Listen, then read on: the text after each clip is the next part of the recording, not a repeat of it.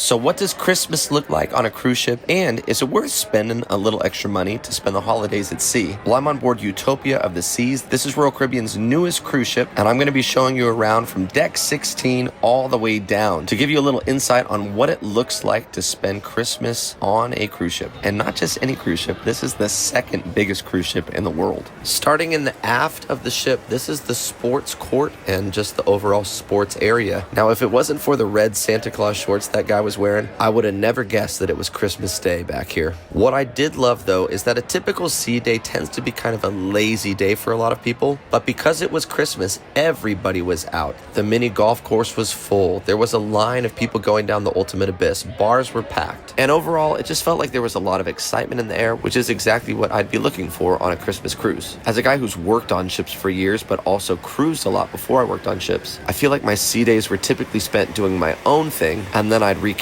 with friends or family in the evenings. All over the ship, I saw lots of families spending times with their families. All right, on to deck 15. Deck 15 on Oasis class ships like this are like the ultimate pool deck. A normal cruise ship, even brand new ones, typically just have one pool outside. Then maybe they have a second pool in the solarium or like a, half indoor covered area, whatever they call it on that ship. Deck 15 has 1, 2, 3, then a kids pool area, and then another solarium. Deck 15 is just packed out is what I'm trying to say. Now, when it comes to Christmas on deck 15, there was nothing out of the ordinary. On any ship you go on, there's going to be a world's sexiest man or hairiest chest contest or, things like that. And of course, that's what we were doing on Christmas Day. You could even watch the competition down on deck 8 in Central Park because the screen is right there and it was plenty loud to hear everything that was going on. I'd say if you are the kind of person that goes on a cruise during Christmas because you want to avoid Christmassy things, deck 15, that's your spot. It was as normal of a day on a cruise ship as any that I'd ever seen, except for in the back of the ship